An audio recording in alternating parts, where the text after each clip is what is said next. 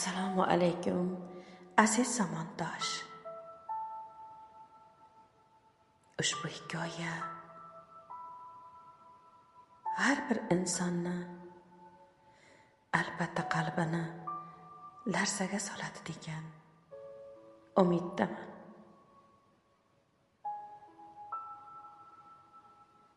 Muallifga rahmat. Hikoya. Yoshi ulug' bir otaxon erta tongda uyidan chiqib ketayotgan edi. Yo'lda bir velosipedchi bilan to'qnashib ketib, yiqilib yengil tan jarohati oldi.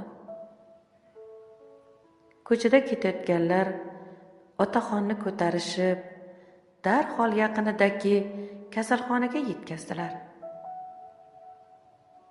Hamshiralar otaxonning jarohatlangan joylarini bog'lab qo'ydilar va rentgen qilib a'zolarining singan, sinmagan, yorilgan, yorilmaganligini bilish uchun biroz kutib o'tirishligini aytdilar.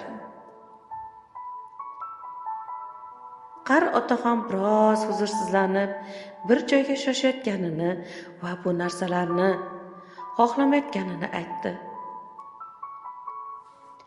Hamshiralar ajablanib otaxonning shoshayotgan sababini so'radilar. Otaxon: ayolim qariyalar uyida yashaydi. Har kuni ertalab u bilan birga nonushta qilgani boraman. Shuning uchun kech qolishni istamayman dedi. Hamshira: siz kechikib borsangiz ayolingiz xavotir olishdan qo'rqyapsizmi? Deb so'radi. Otaxon g'amgin bir holatda: ming afsuslar bo'lsinki, ayolim Alzheimer kasalligiga chalingan. Meni kim ekanligimni bilmaydi dedi. Hamshiralar hayratlanib: madomiki ayolingiz sizni kim ekanligingizni bilmas ekan, nima uchun har kun ertalab u bilan birga nonushta qilish uchun chopasiz? Dedilar. Otaxon keskin ovoz bilan: ammo men uni kim ekanligini bilaman-ku, dedi.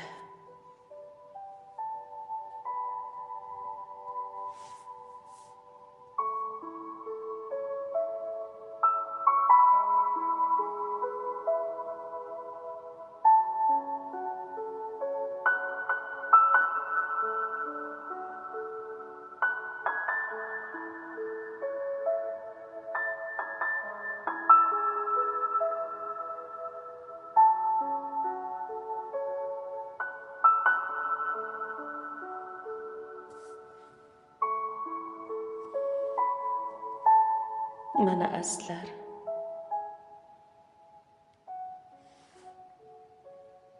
Albatta bu hikoyadan har kim o'ziga xulosa chiqarib oladi. Barchangizga sog'lik, omonlik, tinchlik, xotirjamlik tilab qolamiz. Xayr azizlar. Sizlar bilan Robiya Chaman.